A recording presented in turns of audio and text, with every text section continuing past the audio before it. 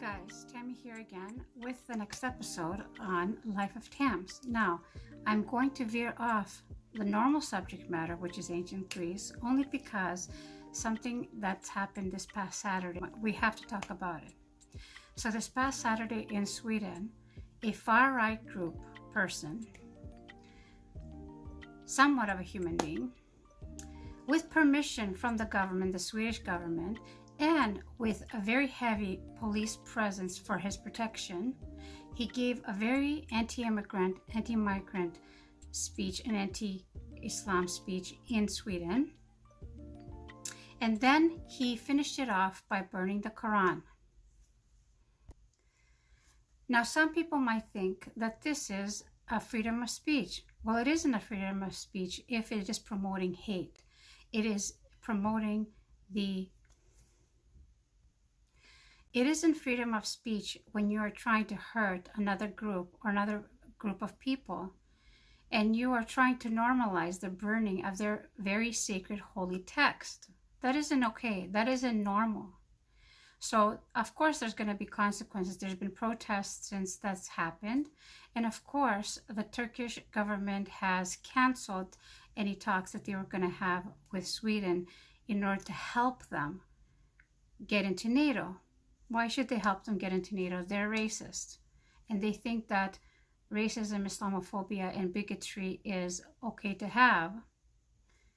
And it's of no consequence, right? So Sweden's defense minister said that their relationship, the Swedish relationship with Turkey, is very important with their security and their defense. They were going to have talks about their security and their defense, their common security and defense issues. Why don't they think that they're protecting 10% of their population, which happens to be Muslim, at least 10%, is important? Why isn't their security important? It's really important to understand, why isn't this burning the Quran, burning the religious text of people, vilifying immigrants and migrants and Muslims in general? Why isn't this a hate crime? Why does this fall under the heading of freedom of speech in Sweden? So I hope they don't get into NATO, and I hope Turkey blocks them from getting into NATO, because they don't deserve to be under the protection of NATO. They need to sort out their internal problems first. So just out of curiosity, I decided to do a little bit of research and find out what are the weird things that are illegal to do in Sweden. And it's funny, and it can blow your mind on some of the ridiculous things that they think are illegal in Sweden. One of the things that's illegal is to shame your children. Now, I don't know if that means publicly or privately, but it's illegal to shame your children. Fine. 2, you can't sue yourself. It's illegal to sue yourself. 3, you can't spontaneously dance. Now, it doesn't apply to tourists or foreigners, but somebody who is going somewhere like a club and they don't have proper permission for dancing, it's illegal. So they will be heavily fined. That's illegal. It's illegal to name your kid anything you want.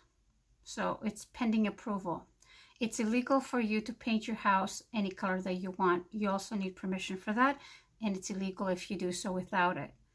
So seeing all these ridiculous rules that they have in Sweden that are illegal, and they are ridiculous, isn't it awful that they don't think that the 10% population, Swedish population of Sweden, that happens to be Muslim, deserve to be defended and to have security in the country that they live in, the country that they're born in. And also I wanted to mention, because a lot of people like to spread this misinformation around, Islam is the world's second largest religion, and it's the world's #1 most populous, and it's the world's most fastest growing religion. And it's not because they like to have a lot of children. Don't take my word for it. Go and look at the research. The reason that is because people are converting. People are converting to Islam. Why is that?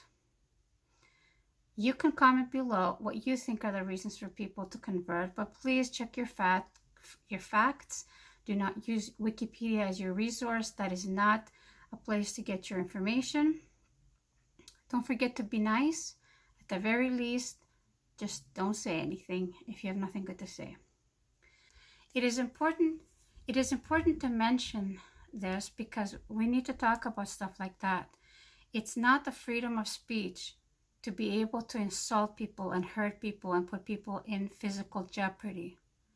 Freedom of speech is to voice your opinion. There's nothing wrong with voicing your opinion, an opinion that isn't even liked or approved, as long as it's just an opinion that doesn't hurt people. But voicing hate towards immigrants, migrants, people of a different religion as you, that's terrible. And Sweden is part of a group of Northern European countries that are supposed to be liberal and forward-thinking, but the fact of the matter is, it's quite clear they're racist and bigoted. So that's what I have to say about that. If you have any more information about the ridiculous laws of Sweden, feel free to put them down below. If you have any information to rebut what I just said, go ahead. It's freedom of speech. I'm not going to block anybody. The only time I will block people is if they're rude.